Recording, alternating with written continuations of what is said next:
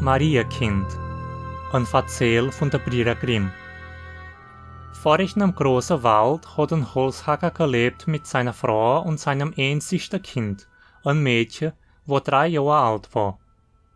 Sie war aber so arm, dass er nicht mehr das täglich Brot hatte und nicht wusste, was er ihm zu essen geben sollte.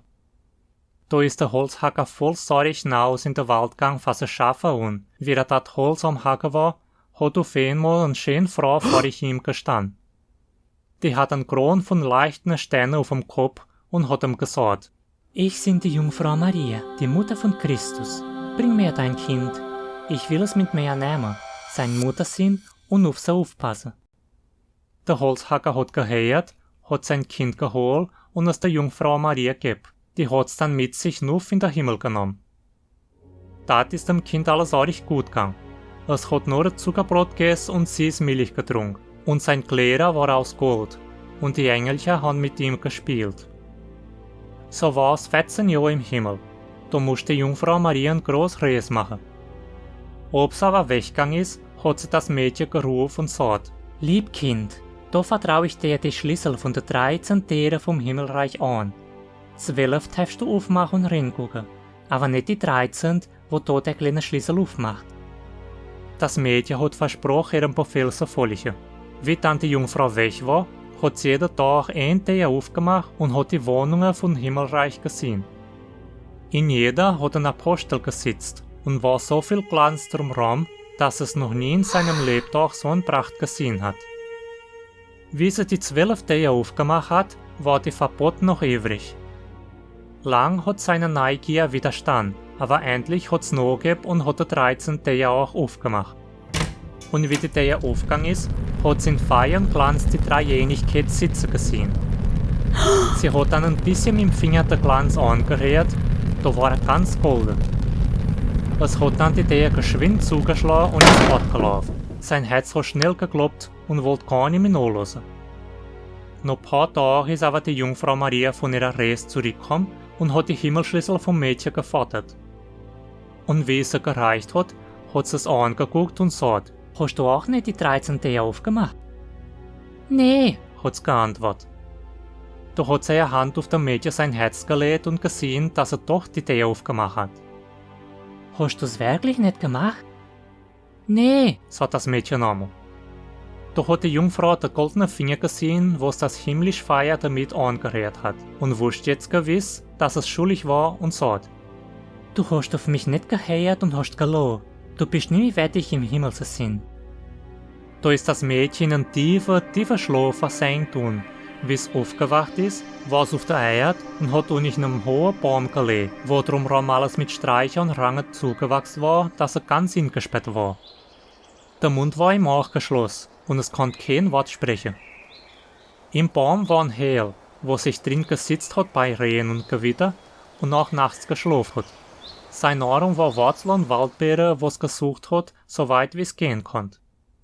Im Herbst hat es Wurzel und Blätter gesammelt und sie in die Hell getragen, und wenn es dann geschneit hat, hat es drin gesitzt.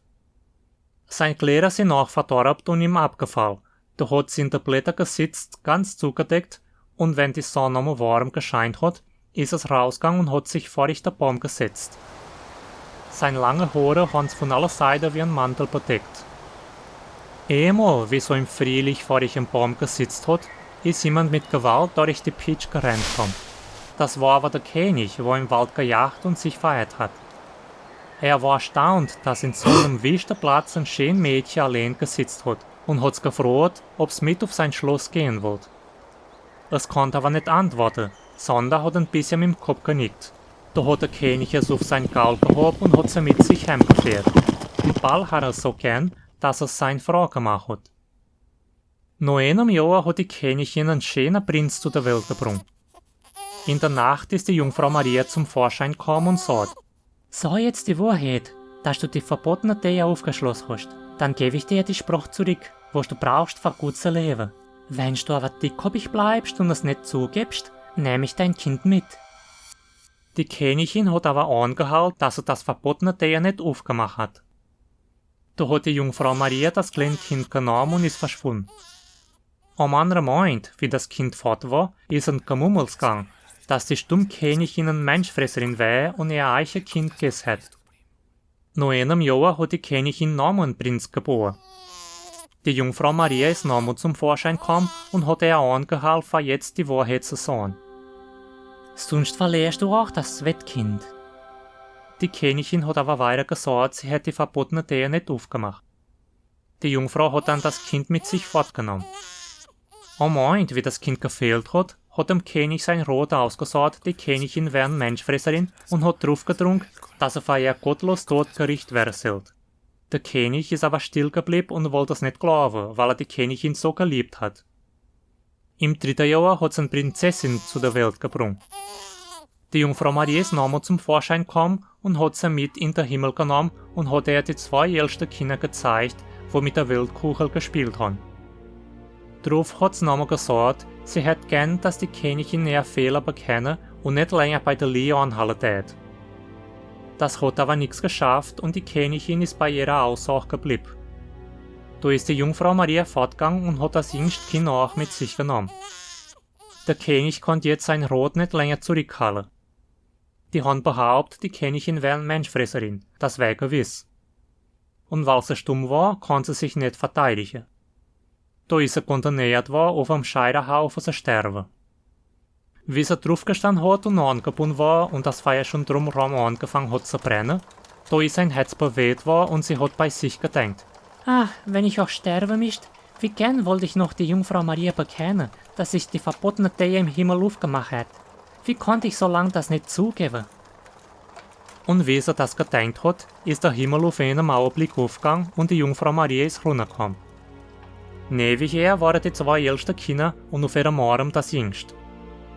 Das Feuer hat sich von selbst gelöscht und die Jungfrau ist bis zu der Königin gegangen und hat gesagt: Weil du die Wahrheit sagen willst, ist dir deine Schuld vergeben.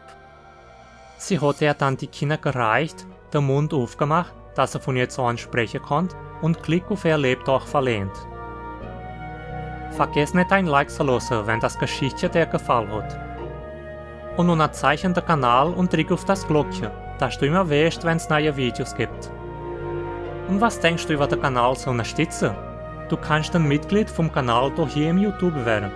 Oder wenn es dir besser ist, kannst du auch den Kanal unterstützen durch die Katharse oder den Apoia-se. Geh mal gucken, wenn du einen Unterstützer willst, kriegst du ein paar Dinge als Dank. Und Unterstützer zu sein lohnt sich. Aber wenn du das nicht machen kannst, kannst du doch noch helfen mit einer spontanen Abgabe durch Pix. Aber das Pix von der Bank, gell? Und folge mir auch over auf Instagram. Dankeschön und bis bald.